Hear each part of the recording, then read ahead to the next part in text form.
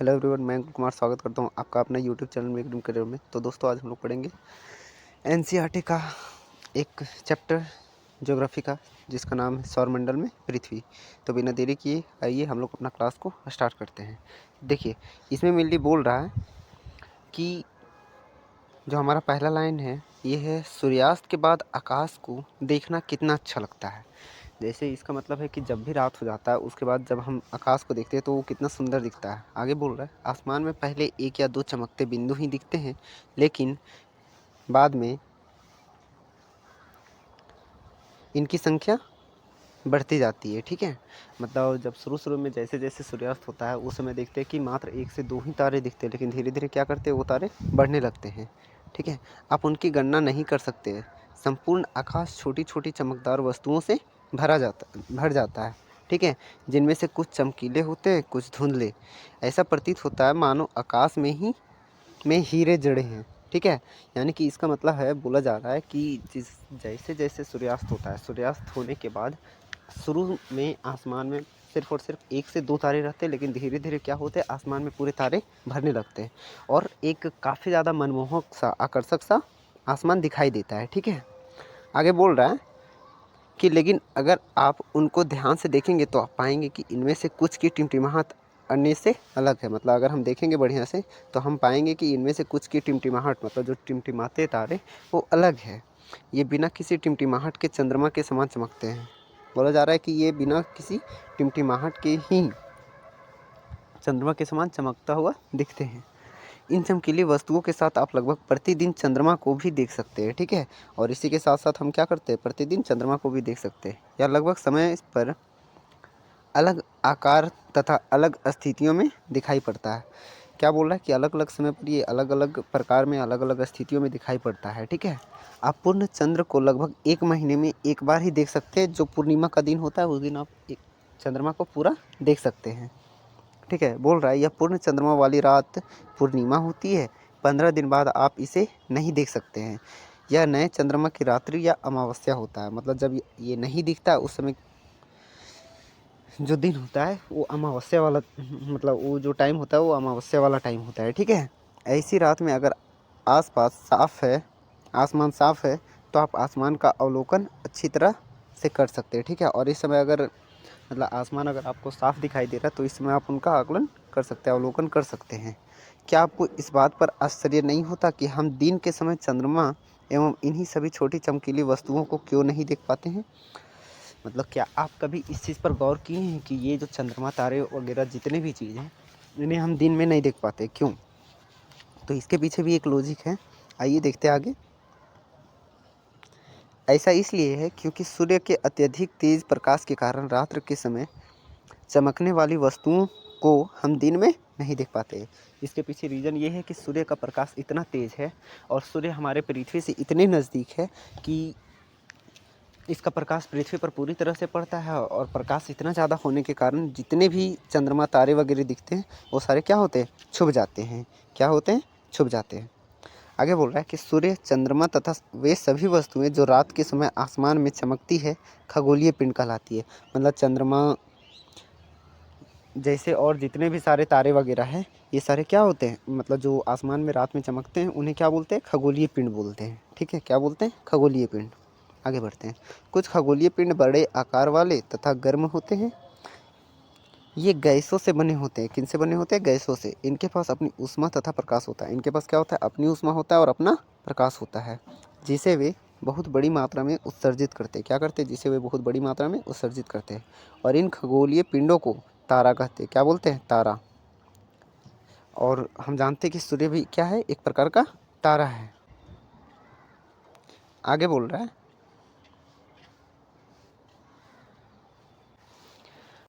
रात के समय चमकते हुए अनगिनत तारे सूर्य के समान ही हैं, लेकिन हमसे बहुत अधिक दूर होने के कारण हम लोग उनकी ऊष्मा या प्रकाश को महसूस नहीं करते हैं तथा वे अत्यंत छोटे दिखाई पड़ते हैं। मतलब बोला जा रहा है कि रात के समय जिस तरह सूर्य के पास अपना लाइट होता है, ठीक है, उसी प्रकार से और सारे तारे के पास भी अपना लाइट होता है, लेकिन वो सारे तारे हमें उतनी बड़ी मात्रा में नहीं दिखते और उतना ज़्यादा प्रकाश नहीं दिखता है। इसके पीछे रीज़न ये है कि वो हमारे पृथ्वी से काफ़ी ज़्यादा दूर है। आपने अवश्य ध्यान दिया होगा कि कुछ दूरी से देखने पर सभी वस्तुएं छोटी दिखाई पड़ती है। अत्यधिक ऊंचाई पर उड़ रही हवाई जहाज़ कितनी छोटी दिखाई देता है, ये चीज़ आप लोग अच्छे से जानते होंगे। हम लोग ये अच्छे से जानते हैं कि हवाई जहाज़ को अगर हम नीचे में देखते हैं तो काफ़ी बड़ी दिखती है, लेकिन यही जब ऊपर आसमान में उड़ रही होती है तो हमें क्या होती है, काफ़ी ज़्यादा छोटी दिखती है। क्यों? क्योंकि वो हमसे काफ़ी ज़्यादा दूर रहती है। ठीक है। रात्रि में आसमान की ओर देखते समय आप तारों के विभिन्न समूहों द्वारा बनाई गई विविध आकृतियों को देख सकते हैं। ये नक्षत्र मंडल कहलाते हैं। क्या कहलाते हैं ये? नक्षत्र मंडल। ठीक है। आगे बोल रहा है कि अर्सा मेजर या बिग बियर इसी प्रकार का एक नक्षत्र मंडल है। बहुत आसानी से पहचान में आने वाला नक्षत्र मंडल है। या क्या? बहुत आसानी से पहचान में आने वाला नक्षत्र मंडल है। ठीक है।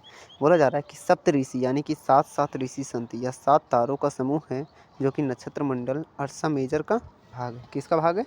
नक्षत्र मंडल अर्सा मेजर का। ठीक है। और जो चित्र 1.1 में दिया हुआ है, तो आइए देखते हैं चित्र 1.1। जैसे देखिए यहाँ पर हम देख रहे हैं, ये मेरा चित्र 1.1 है। यहाँ क्या देख रहे हैं? देखिए ये 7 समूह है ना, 7 तारों का समूह है। 1 2 3 4 5 6 7। ठीक है। ये 7 तारों का समूह है। और यहाँ से हम देख रहे क्या, देखिए उत्तर दिशा की ओर देख रहे हैं, जहाँ हमें ये ध्रुव तारा दिख रहा है। क्या दिख रहा है? ध्रुव तारा। तो इसी का चर्चा यहाँ किया जा रहा है। आइए अब आगे बढ़ते हैं। आगे बोल रहा है कि अपने परिवार या पड़ोस में किसी बड़े व्यक्ति से कहिए कि वह आपको आसमान में और अधिक तारों, ग्रहों तथा नक्षत्र मंडल को दिखाए। बोल रहा है कि आप किसी अपने फैमिली के या फिर किसी से बोलिए कि वो आपको तारों के विषय में और बढ़िया से बताएं, कुछ नया चीज़ बताएं। आगे बढ़ते हैं। बोल रहा है प्राचीन समय में लोग रात्रि में दिशा का निर्धारण तारों की सहायता से करते थे। ठीक है। मतलब बोल रहा है कि जब पहले का समय में अगर हम बात करते हैं तो उस समय क्या करते थे लोग, रात के टाइम में तारों मतलब जब उत्तर की ओर जब ध्रुव तारा होता था तो उसे देखकर क्या करता था, किया जाता था, दिशा का निर्देशांक किया जाता था। बोला जा रहा है उत्तरी तारा उत्तर दिशा को बताता है, इसे ध्रुव तारा भी कहा जाता है। इसे ही क्या बोला जाता है? ध्रुव तारा बोला जाता है। आगे बोल रहा है कि यह आसमान में हमेशा एक ही स्थान पर रहता है। हम सप्तऋषि की सहायता से ध्रुव तारा की स्थिति को जान सकते हैं। क्या बोल रहा है? कि हम सप्तऋषि की सहायता से ध्रुव तारे की स्थिति को जान सकते हैं। बोल रहा है चित्र 1.1 में आप देखेंगे कि यदि सप्तऋषि मंडल के संकेतक तारों को आपस में मिलाते हुए काल्पनिक रेखा खींची जाए एवं उसे आगे की ओर बढ़ाया जाए तो यह ध्रुव तारे की ओर इंगित करेगी। क्या बोल रहा है? कि हम देखते हैं कि सप्तऋषि की सहायता से अगर हम सीधी एक संकेतिक दिशा में देखें तो हमें क्या दिखता है? ध्रुव तारा दिखता है। जैसे देखिए यहाँ पर अगर हम देख रहे हैं तो यहाँ हम ये सप्तऋषि की सहायता से अगर हम देखते हैं तो एक संकेतिक रेखा, सीधी रेखा खींची जाती है तो हमें ये ध्रुव तारा स्पष्ट दिखती है। क्या दिखती है? स्पष्ट दिखती है। तो इसी के विषय में बताया जा रहा है। आगे बोल रहा है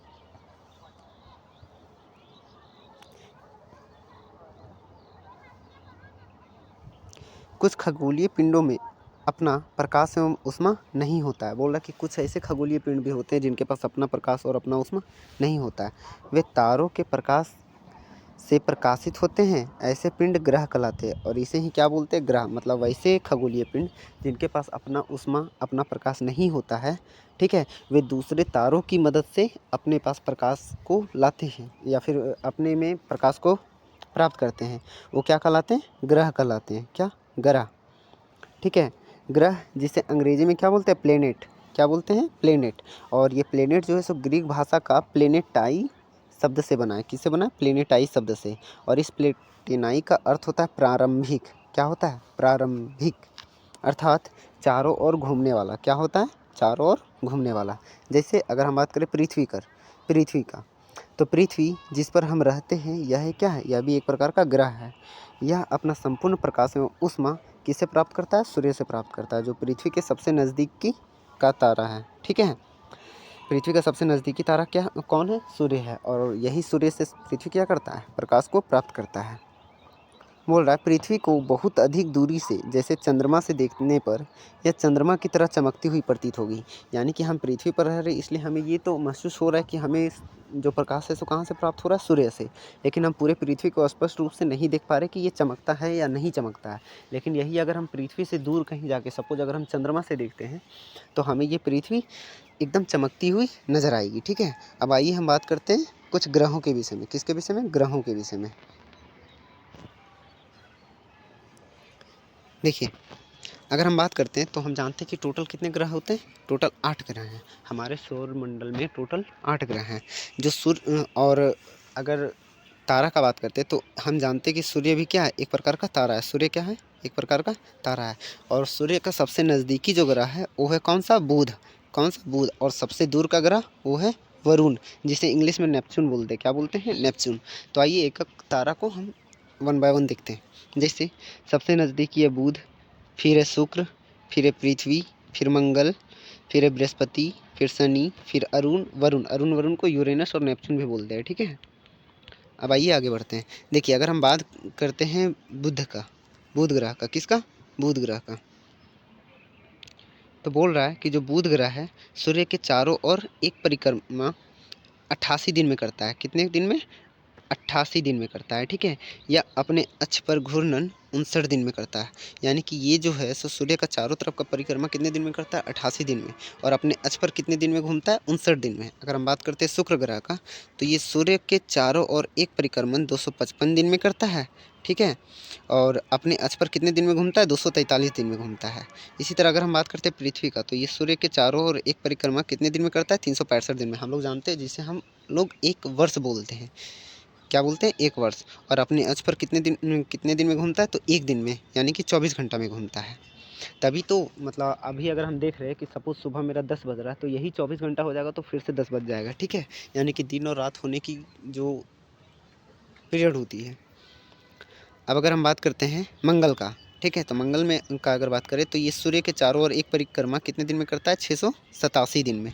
ठीक है, और अपने अक्ष पर एक दिन में घूमता है। मंगल भी अपने अक्ष पर कितने दिन में घूमता है? एक दिन में। अब पाँचवा ग्रह जो है हमारा बृहस्पति ग्रह, इसकी चर्चा करते हैं। देखिए, ये सूर्य के चारों ओर परिक्रमा कितने दिन में करता है? 11 साल 11 महीने।